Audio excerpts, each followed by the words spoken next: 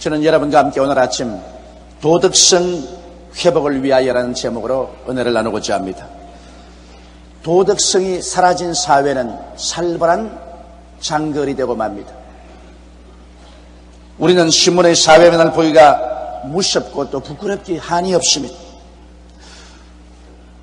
가만히 생각하면 어쩌다가 우리 대한민국 사회가 오늘 이 모양이 되었냐는 것입니다. 하루가 멀다고 일어나는 떼강도들의 무복 행위라든지 사기, 인신매매, 살인, 강탈, 퇴폐, 이 모든 것이 너무 심합니다. 오늘날은 대낮에도 길을 걸어가기가 무섭고 하물며 집에서 혼자 남아 집 지킨다는 것은 불안하기 짝이 없는 일입니다. 무엇이 어떻게 되었기에 고래로 동방예의지국으로서 빛난 전통을 가진 우리 민족이 예의도 다 버리고 이와 같이 타락해버리고 말았습니다. 전 민족적인 정신적인 분위기가 왜 도덕적으로 이처럼 문란하고 타락해지고 말았냐는 것입니다. 그 이유가 어디 있습니까? 의사가 병을 고치려면 병의 뿌리를 알아야 처방을 할 수 있습니다. 우리 사회가 오늘날 도덕성을 상실한 이유가 어디 있는지 그 뿌리를 알아야 치료를 할 수가 있는 것입니다. 오늘 저는 여러분과 함께 이와 같이 우리 사회가 도덕성을 상실한 분위기 속에 떨어질 수밖에 없었던 그 이유를 함께 알아보고 그 처방을 우리 하나님 앞에서 구해야 될 것인 것입니다. 첫째로 우리 민족이 도덕성을 상실한 것은 우리 한국을 다스리는 역대 정권 때문인 것입니다. 나라를 다스리는 정부가 국민의 지지를 받는 정당한 절차를 밟아 탄생하지 않고 부정한 힘, 즉 총칼에 의해서 나라의 정권을 탈취하고 강압에 의해서 국민을 다스리게 될 때 그런 나라는 도덕성을 상실하게 됩니다. 그런 나라에 대해서 국민들이 마음속으로 존경하지 않습니다. 그와 같은 정부가 불법으로 탈취한 정권을 유지하기 위한 수단으로서 아무리 국민들 보고 법을 지켜라, 질서를 지켜라, 정의사회를 구현한다, 도덕성을 함양해라고 외쳐도 국민들은 그와 같은 법과 질서에 대해서 깊은 회의를 가집니다. 불신하게 되고 국민 마음에서 저항을 하게 되는 것입니다. 그와 같은 환경에서 국민들이 느끼는 것은 이제 이 세상에는 정의나 윤리나 도덕이나 질서라는 것은 있을 수가 없다. 주먹만 있으면 되고 힘만 있으면 된다. 총칼만 사용하면 정권도 탈취해서 자기들 마음대로 구복을 채운다. 이러한 환경에서 저들이 법을 지켜라, 질서를 지켜라, 정의를 지켜라 이런 말은 국민들에게는 아무런 의미도 없게 되고 마는 것입니다. 그래서 국민들의 마음속에 힘이 정의다. 힘만 있으면 제일이지 도덕이나 질서라는 것은 아무 의미가 없는 말이다. 이렇게 느끼도록 사회 분위기가 조장되어 버리고 마는 것입니다. 이처럼 도덕성을 잃어버린 정권은 오직 국민들의 냉소의 대상밖에 되지 않습니다. 이러한 분위기로 하여금 우리 국민들이 정부는 자기 마음대로 노는데 우리만 정의를 가지고 우리만 도덕성을 지키라는 법이 있느냐. 그래서 국민들 전체의 분위기가 와야 되고 도덕성을 포기해버리고 맙니다. 법과 질서에 대해서 동경심을 국민 스스로부터 다 빼앗겨버리고 마는 것입니다. 그 때문에 사회 속에서 폭력과 무질서가 줄다름질 치게 만들어버리고 마는 것입니다. 국민이 불도덕한 정부에 대한 존경을 잃어버릴 때 그 정부가 제정한 법과 질서는 웃음거리밖에 되지 않습니다. 우리나라는 해방된 이후로부터 시작해서 제5공화국에 이르기까지 한 번도 진실로 국민에 의한, 국민을 위한 국민의 정부가 세워진 적이 없습니다. 계속해서 폭력과 혁명을 통해서 총칼로서 정권이 탈취되었습니다. 그렇게 정권을 탈취한 사람들은 그 정권을 탈취한 그 위에 모든 특권을 다 누렸었습니다. 이런 것을 보고 있는 국민들의 마음에 불신임과 저항감이 일어나지 아니할 수가 없는 것입니다. 합법적이고 도덕성의 바탕에 선 정부가 서지 못한 이상 국민이 그런 정부를 존경할 리가 없습니다. 여러분 과거를 생각해 보십시오. 해방되고 난 다음에 설립된 자유당 정부는 이승만 대통령의 무서운 독재하에서 이끌려갔었습니다. 국민을 이사란 것은 제껴놓고 국민을 오직 조작해서 독재 정권의 연장의 도구로 사용했었습니다. 거기에서 상처를 입은 상황에서 4.19라는 학생 위기가 일어났었습니다. 그래서 자유당 정권이 무너지고 반짝 민주당 정권이 들어서서나 서로 시기하고 내적으로 분열하고 투쟁하다가 5.16 군사 쿠데타에 의해서 무너져버리고 말한 것입니다. 그래서 다시 한번 정권은 총칼로 빼앗긴 바되고 총칼로 빼앗은 그 토대 위에서 강압적으로 나라를 다스리게 되었습니다. 그러니 국민들이 그런 정부에 대해서 충심으로 신뢰하고 충성할 수가 있겠습니까? 그 위에 공화당 정권의 박정희 대통령이 비극적으로 시에 대해서 종말을 구하고 잠시 동안 서울의 봄이 오는가 했더니 진실로 자유민주주의가 꽃피는가 했더니 또다시 제9공화국은 정치군인들의 무력에 의하여 국민의 지지 없이 설립되어 버리고 말한 것입니다. 이와 같은 부정과 비리와 폭력으로 계속된 정권에서 정의나 도덕이란 버림받은 힘없는 자의 비굴한 언어로 변화되어 버리고 말한 것입니다. 그러므로 오늘날 우리가 보는 이 사회의 윤리와 도덕성의 타락은 역대 정권의 부도덕성 때문에 생긴 고질적인 병폐입니다. 우리 한국 예속담 있지 않습니까? 윗물이 맑아야 아랫물도 맑다. 윗물이 흙탕판인데 그건 내버려 놓고 아랫물인 백성들만 정의롭게 살아라, 윤리와 도덕을 지키고 살아라, 정의를 구현하고 살아라, 이렇게 말하는 것은 위선적이고 허탄하게 짝이 없는 말인 것입니다. 총칼로 빼앗은 정권에서 빚어진 엄청난 부정과 비리를 보는 국민들의 마음은 낙심되고 울분되고 그리고 타락하는 것입니다. 나라가 이 모양이 이 꼴인데 우리만 스스로 법과 질서를 지키고 살라는 것이 무엇이냐? 이러한 정신적인 분위기가 우리 사회에 팽배해지기 때문에 오늘날 법도 없고 질서도 없습니다. 윤리도 없고 도덕성도 사라졌었습니다. 더구나 젊은이들 사이에는 다스리는 자들이 정권을 총칼과 주먹으로 빼앗으는데 우리가 주먹과 총칼을 쓰지 말라는 법이 어디느냐? 우리도 폭력을 써서 무제한으로 저항할 수 있다. 이래서 이 나라는 법과 질서가 사라지고 도덕성이 상실된 오늘날과 같은 비극적인 혼돈을 가져오게 된 것입니다. 사람들은 젊은이들을 질타하고 국민들의 도덕적인 심령이 타락하는 것을 개탄하고 있습니다. 그러나 여러분, 젊은이들이나 국민들을 질타하기 전에 먼저 지금까지 해방 이후 나라의 정권을 잡고 온 역대 정권이 진실로 책임을 지지 않으면 안 되는 것입니다. 오늘날 계속해온 우리 정권이 한 번이라도 국민의 지지를 받고 국민의 사랑을 받고서 세워져서 그 정권 자체가 정의사회를 구형하고 법과 질서를 지키며 도덕성을 가진 정치를 한 적이 있냐는 것입니다.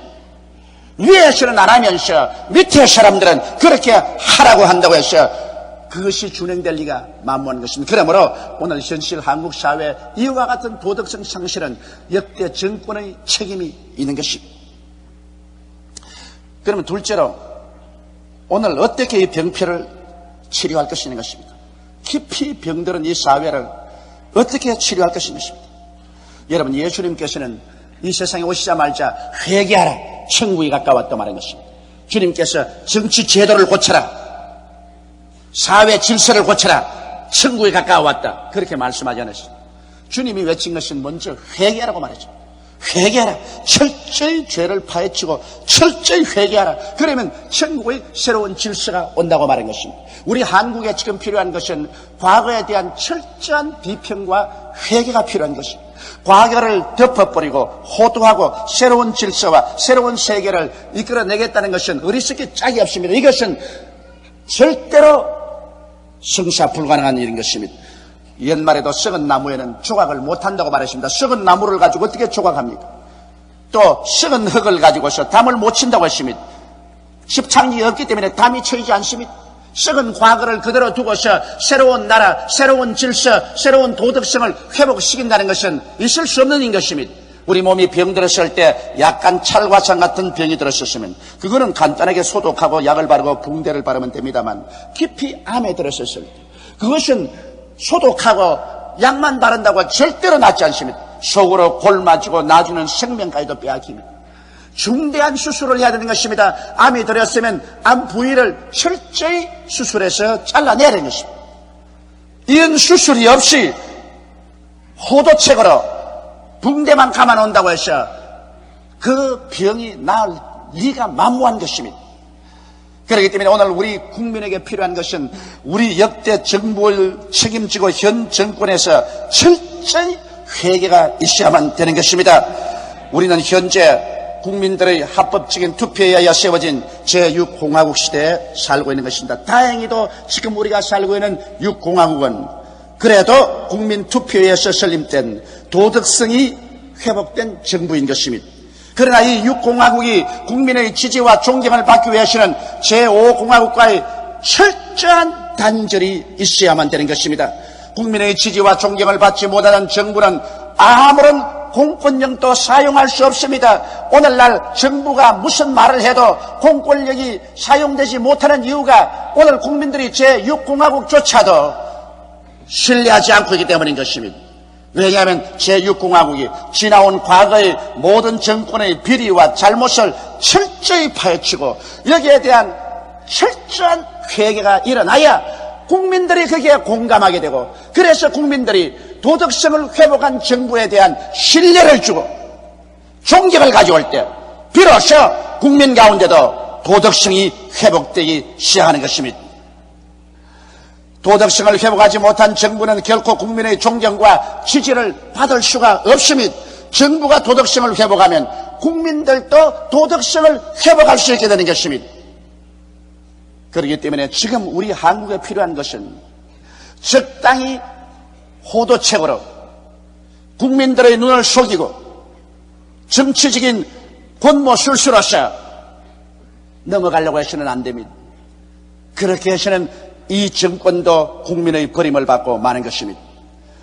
오늘날 이 6공화국이 진실로 도덕성을 회복하고 국민의 존경을 받고 법과 질서를 세우는 이러한 모범이 되고 전 국민들 가운데서 도덕성의 분위기를 회복하기 위해서는 철저하게 오공비리를 통해 자복해야 되는 것입니다. 오공비리를 파헤칠 대로 파헤쳐서 수술할 대로 수술을 해야 되는 것입니다.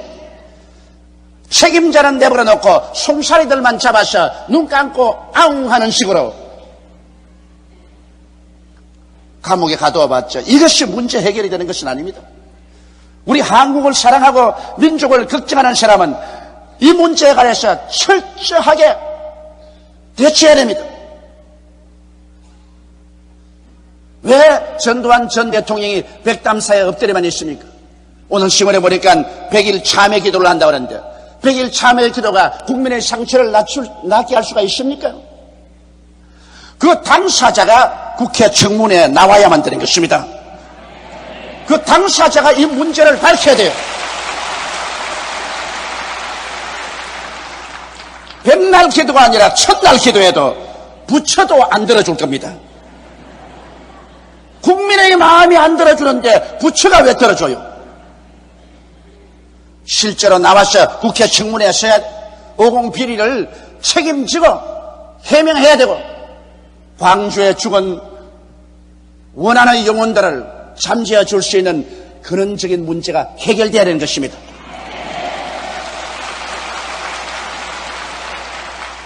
이런 것 없이 오늘날 제6공화국이 도덕성을 회복할 수도 없고 국민들의 지지도 받을 수가 없고 그 결과로 사회 도덕성 회복의 분위기를 조성할 수도 없는 것입니다.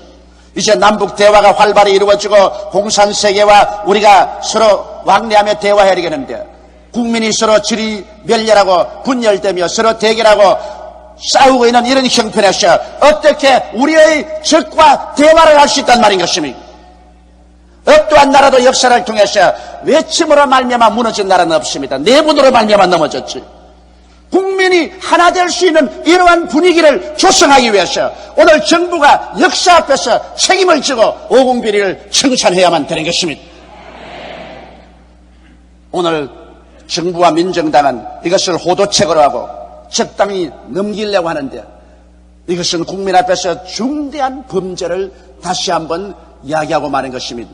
그리고 이런 데 대해서 야당들이 서로 협조해서 적당히 정치 흥정으로 국민들을 팔아넘기려고 하는 일은 하지 말아야 되는 것입니다. 이제 우리 대한민국의 국민들은 그럴 정도로 어리석은 사람들은 아닌 것입니다. 이러므로 우리 조국과 민족의 도덕성의 회복은 국민들을 질타하지 말고 길거리에 나와 있는 젊은이들만 욕하지 말고 정부 자체가 이 문제를 해결하면 자동적으로 국민 전체에서 문제가 해결되어 버리고 마는 것입니다. 그리고 법과 질서와 도덕성은 해결되고 마는 것입니다. 셋째로 근원적인 치료는 역시 하나님 앞에 나와서 우리 국민 전체가 회개하는 길밖에 없습니다. 우리들은 인간이 세운 정부 하에만 사는 것이 아니라 천지와 만물을 지으신 하나님 정부 밑에서 살고 있는 것입니다. 인간은 하나님을 배반하고 떠났지만 하나님은 인간을 떠나지 아니하고 반드시 인간을 심판하시는 것입니다. 하나님이 여러분 인간을 그대로 내버려 둔다고 생각합니까? 하나님을 반역한 개인이나 국가나 세계는 하나님 앞에 반드시 심판을 받게 되는 것입니다. 사람이 한번 나서 죽는 것은 정한이지요. 죽고 난 다음에는 심판이 있으리라고 말씀한 것입니다. 우리 하나님께서 우리 인류를 위해서 2000년 전에 그 아들 예수님을 보내시사 인류의 모든 부도덕과 죄악을 그 아들에게 책임지고 십자가에 매달았을 때 하나님이 그 무참하게 심판하는 걸 보십시오. 하나님의 아들이라도 사정없이 인정없이 하나님이 심판하셨습니다. 그렇기 때문에 예수님조차도 그 무서운 심판을 감내할 수가 없어서 하나님이여 하나님이여 어찌하여 나를 버리시나이고 통곡했었습니다. 이렇게 하나님은 죄에 대해서 무자비하게 심판한 것입니다. 그렇기 때문에 예수님께서 우리를 대신해서 죄를 짊어지고 심판받았으므로 오늘날 우리들이 모두 다 회개하고 예수님의 피의 우산 밑으로 들어와야만 되는 것입니다. 예수님의 피의 우산 밑에 들어오지 아니하고 하나님의 심판을 면할 사람은 한 사람도 없습니다. 이 세상 모든 사람들은 다 죄인입니다. 성경은 말씀하시기를 모든 사람이 죄를 범하였으니 하나님의 영광에 이르지 못한다고 말하는 것입니다. 그러므로 예수 그리스도의 피의 우산 밑으로 피하지 않고는 하나님의 진노에서 피할 사람은 아무도 없는 것입니다. 예수를 믿고 죄사함을 받고 그리고 하나님이 인간에게 제시한 계율을 지킬 때 우리는 참으로 국민의 도덕성을 회복할 수 있는 것입니다. 하나님께서는 우리 인간에게 주신 계율이 있습니다. 그 인간에게 준 계율의 첫째가 내 부모를 공경하라는 것입니다. 여러분, 부모를 공경한다는 것은 우리 윤리와 도덕의 기초가 되는 것입니다. 오늘날 부모를 공경하는 일이 사라지자 어떠한 일이 나셨습니까? 사회가 상하가 없이 불경스럽고 무질서하고 그리고 어른과 젊은이 없이 교수와 학생 없이 서로 대결하고 싸우게 되는 것입니다.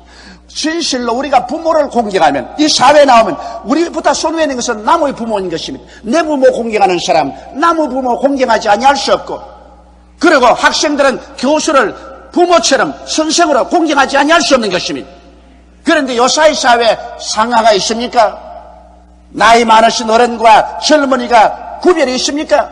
막대해가는 세상인 것입니다. 학교에서 교수들이 교수평의회에서 총장을 뽑으려고 하는데 들고 학생들이 가서 교수들을 밀쳐내고 난장판을 지기는 것이 요새 신문에 비일비재하게 봅니다. 이런 무질서가 세상에 어디에 있을 수 있습니까? 이 모든 것은 근본적으로 부모를 공경하지 않는 사회가 되었기 때문에 이 모양이 된 것입니다. 이건 젊은이에게만 책임질 수 없습니다. 우리 나이 먹은 우리들이 우리 자식들 보는 앞에서 부모에게 공경하지 않았기 때문에 애들이 이걸 배운 겁니다. 어른들이 잘못했어요.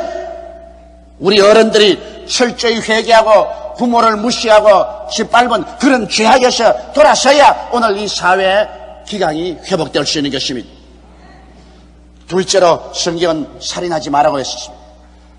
성경이 살인하지 말라고 했는데 이 말을 우리가 듣지 않고 거역해버리기 때문에 오늘 인간의 존엄성이란 땅에 떨어졌으며 인권은 정권에 의해서, 힘 있는 자에 의해서, 총칼에 의해서 무참하게 짓밟히고 사람 죽이는 것을 벼룩 죽이는 것보다 더 쉽게 오늘 생각하고 있습니다. 오늘날 떼강도들이 들어와서 여러분 물건 훔칠 때 사람 생명을 귀하게 여깁니까? 반발만 하면 그저 찔러 죽여버리고 마는 것입니다. 살인하지 말라는 하나님의 법을 어기자 오늘 세계는 인간의 생명을 존중해 여기는 일이 사라지고 말한 것입니다. 하나님의 법이란 것은 우리가 어기고도 살 수 있는 것 같지만 하나님의 법을 어기면 반드시 그 반작용으로서 처참한 벌이 다가오는 것입니다. 하나님의 법은 어긴다고 해서 취소되지 않습니다. 하나님의 법을 어기는 만큼 심판과 형벌을 받게 되는 것입니다. 성경에는 셋째로 간음하지 말라고 말했었습니다. 이 법을 우리가 어기고도 편안하게 살 수 있을까 생각하는데 호린의 순결을 저버리고 난 이유는 성은 쾌락의 도구로 전락되고 상업적인 도구로 떨어지고 마는 것입니다. 그 결과 때문에 성을 이용해서 인신매매를 하고 매춘의 타락한 저질 문화를 산출하게 된 것입니다. 오늘 어느 곳에 가나 성을 통한 저질 문화가 범람하고 있습니다. 영화도 비디오도 잡지도 책도 퇴폐 이발소도 퇴폐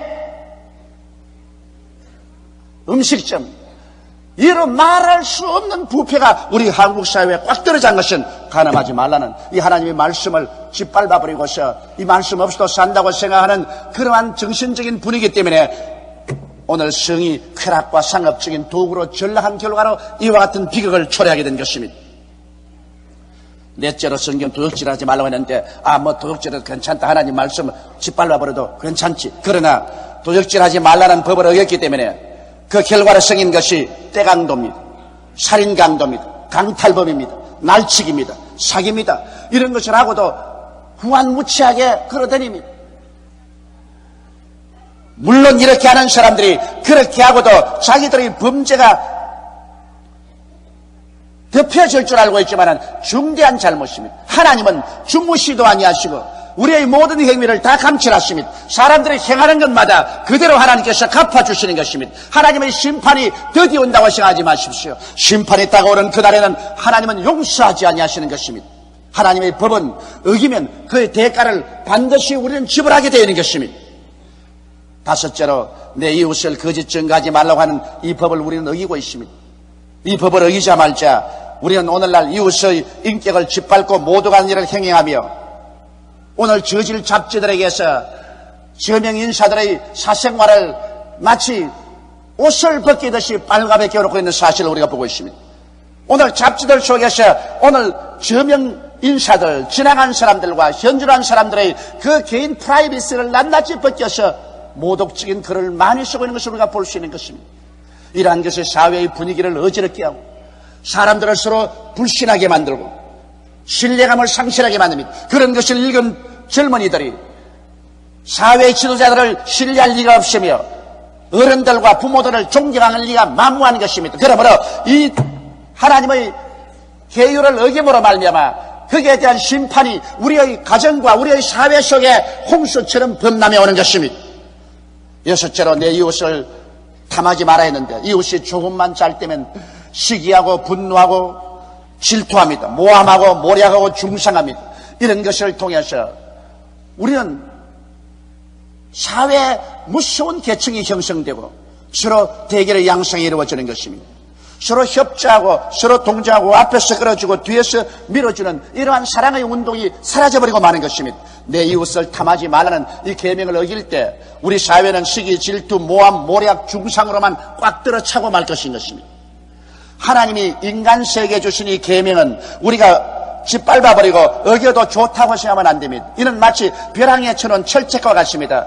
벼랑에 철책을 쳐놓은 것은 벼랑에 떨어지지 말라고 쳐놓은 것이지 우리의 행동을 제한하기 위해서 그렇게 한 것은 아닙니다. 그 철책을 무시하고 걸어가면 영원히 떨어져버리고 죽어버리고 마는 것입니다. 하나님께서 우리에게 계명을 주신 것은 그 계명을 어길 때 우리의 사회가 도덕 부재가 되고 처참한 것이 될 것이기 때문에 하나님께서 그것을 맞는 철책으로서 이 도덕률을 준 것인 것입니다. 이러므로 우리는 이 세상에서 정말 질서 있고 평안하게 도덕성을 회복하고 살기 위해서는 부모를 공경하고 살인하지 말고 간음하지 말며 도적질하지 말고 이웃을 거짓 증거하지 말며 이웃을 탐하지 마는 이러한 도덕률을 지키면서 살아야 될 것입니다. 하나님은 부도덕한 국가도 국민도 개인도 역사적으로 또는 영원히 반드시 심판하시는 것입니다. 오직 살아나갈 길은 회개밖에 없는 것입니다. 죄악을 청산하는 길은 통에 잡아가고 예수님 앞으로 나오는 길밖에 없습니다. 예수님만이 우리의 죄를 대신해서 십자가를 걸머지고 그 고통을 통해서 몸짓고 피를 흘리셔서 죄를 청산하시고 부활하신 것입니다. 예수님을 믿어 용서와 구원을 받고 하나님을 두려워함으로 주신 계명을 지키고 살아갈 때 참으로 도덕성이 회복되고 질서가 있고 정의가 넘치는 사회를 구현할 수 있는 것입니다. 이러므로 오늘 이 시간 비로소 진정한 의미에서 개인이나 집단적인 도덕성이 회복되는 길은 회개와 예수 그리스도를 믿는 길밖에는 다른 길이 없습니다. 우리는 진실로 마음을 다해서 우리 나라를 다스리는 정권을 주도하는 자들이 참으로 회개하고 과거를 전부 파헤쳐 청산하고 진실한 의미에서 수술하고 치료를 받고 하나님의 축복을 받아서 정부 자체가 도덕성을 회복하고 그것이 온 국민 전체 속에 마치 바람같이 불어와서 국민들의 심성이 변화되기를 바라고 그리고 국민 한 사람 한 사람이 하나님 앞에 나와서 회개하고 자복하고 도덕성을 회복하고 구원을 받고 그리고 하나님의 뜻을 따라 사는 우리나라와 민족이 될 것을 우리 간절한 마음으로 기도드리십시다. 다 같이 고개 숙여 기도드리겠습니다. 거룩하시고 영광스러우신 우리 아버지 하나님, 도덕성을 회복하지 못하면 정부도 망하고 나라도 망하고 맙니다. 더구나 우리의 오랜 적이었던 공산주의자들과 대화를 추진하고 있는 이 마당에 내부적인 갈등과 분열을 가지고는 국민의 합일된 이사 속에서 대화를 할 수도 없는 것입니다. 하나님 아버지, 우리나라와 민족을 불쌍히 여겨주시옵소서. 제6공화국 대통령과 강요와 민정당과 지도자들이 지금까지 걸어온 모든 정권의 비리를 호도하려고 하지 말게 도와주시옵소서. 국민을 속이려고 하지 말게 도와주시옵소서. 또다시 조작, 술수 정치를 하지 말게 도와주시옵소서. 진실로 하나님 앞에 국민 앞에서 모든 것을 파헤쳐놓고 회개하게 도와주시옵시고 돌이켜 변화를 받게 도와주시옵소서. 아버지 하나님, 윗물이 맑아져서 아랫물이 다 맑아지는 이러한 역사적인 변화가 우리 한국에 다가오게 도와주시옵소서. 우리 아버지, 우리 교회로부터 위시해서 우리 민족 전체가 하나님 앞에서 진실로 땅을 치고 회개하고 우리가 하나님의 계명을 어긴 죄를 다 주 앞에 토해놓게 도와주시옵소서. 예수 그리스도의 십자가의 보배로운 피로 씻음을 받고 하나님의 계명을 지키면서 살아가는 우리 성도와 우리 국민이 되게 우리 하나님이여 도와주시옵소서.